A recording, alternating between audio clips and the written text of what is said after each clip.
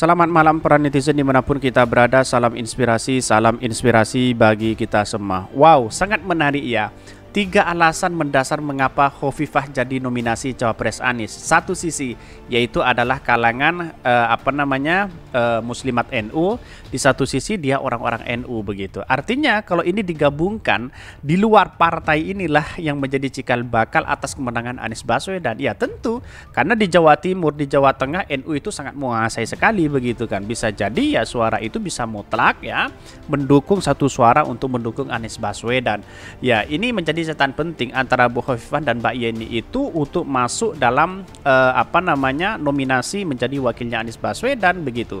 Tetapi banyak yang berspekulasi ya, sangat kekuatan Hovifah ini menjadi kekuatan besar untuk mendorong suara di Jawa Timur dan di Jawa Tengah. Ini nih dari Gus Coy sendiri mengatakan bahwa itu sangat menjadi kekuatan terbesar begitu kan. Duet maut begitu antara Anies dan Bu Hovifah. Tetapi mari kita baca terlebih dahulu komentar-komentar netizen seperti ini.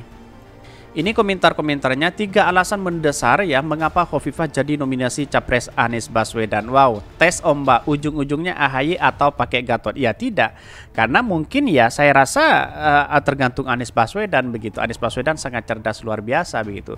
Sangat tidak setuju terlalu lemah ini. Anies AHY tidak ada alasan-alasan itu yang saya pilih ini.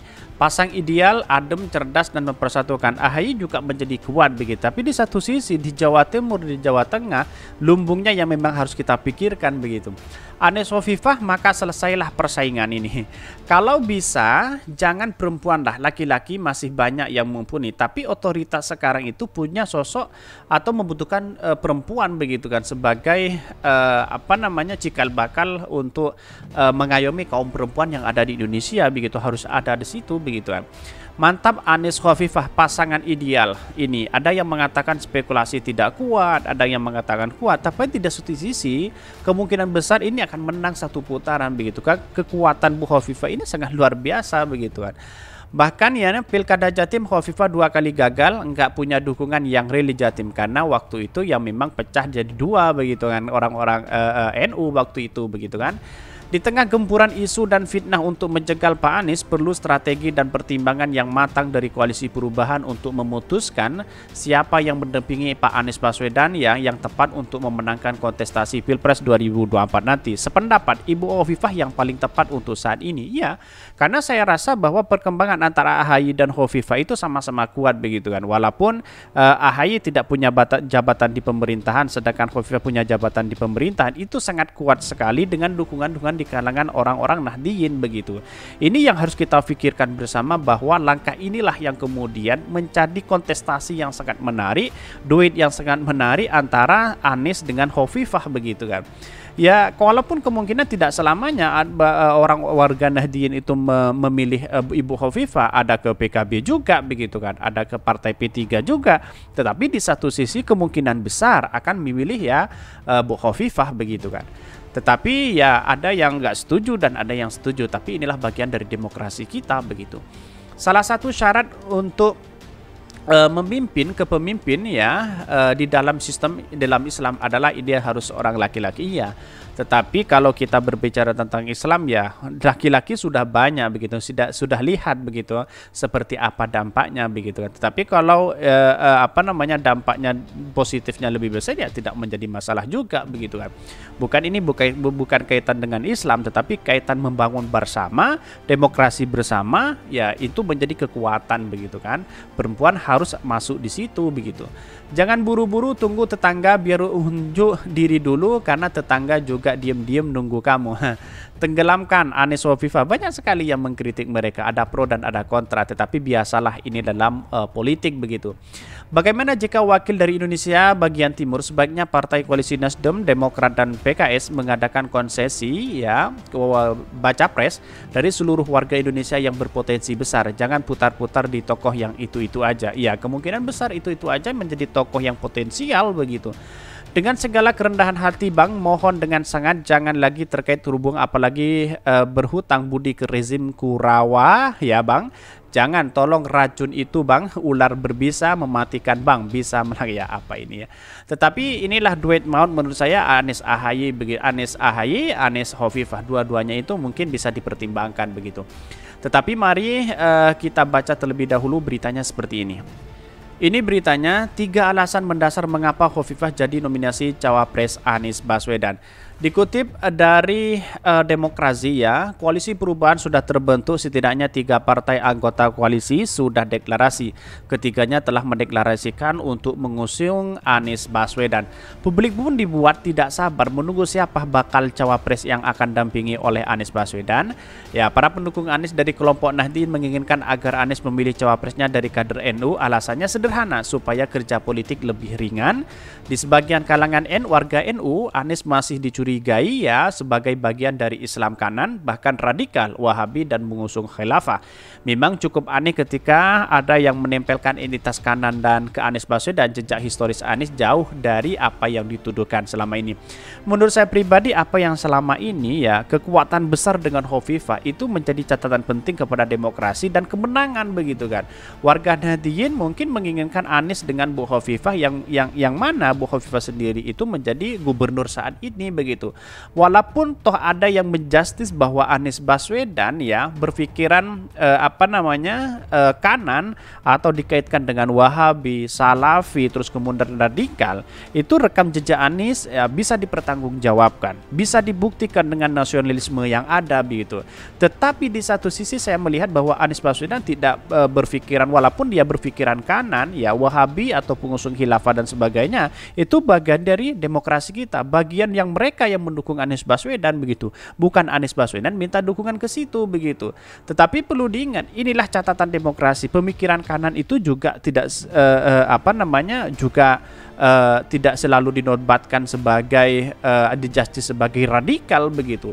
Tetapi di satu sisi bahwa kita itu perlu dengan ajaran nasionalisme. Tapi rekam jejak Anies Baswedan saat ini menurut saya pribadi nasionalisme religius begitu. Dalam artian tidak ke kanan, tidak ke kiri ya. Dia selalu berada di tengah-tengah, berjalan sesuai dengan nasionalismenya Anies Baswedan begitu. Dan bahkan memang cukup aneh ketika ada yang menempelkan entitas kanan ke Anies Baswedan begitu. Pertukaran pelajar studi S2 dan S3 di Amerika, rektor Paramadina dan pernah jadi Mendikbud bisa-bisanya dituduh radikal. Itulah permainan politik, kadang memang sangat kejam dan fitnah. Tetapi permainan politik hari ini sudah terbaca begitu. Anies Baswedan sejak dulu tidak pernah dituduh sebagai Wahabi, Salafi dan pemikiran kanan begitu kan. Mulai dari S2, S3 menjadi rektor, menjadi Kemendikbud, menjadi menteri dan sebagainya, dan bahkan dia membantu ya Presiden Jokowi waktu itu begitu kan. Jadi saya rasa perkembangan atau pemikiran Anies Baswedan kalau ke kanan itu sudah sejak dulu begitu. Tidak mungkin Anies Baswedan berubah menjadi memelihara Wahabi dan radikal begitu kan, yang sudah sudah diberantas di Indonesia itu sendiri begitu. Jika Anies didampingi cawapres dari kader NU, fitnah yang selama ini disebarkan oleh lawan politiknya secara masif di kalangan warga NU akan bereda.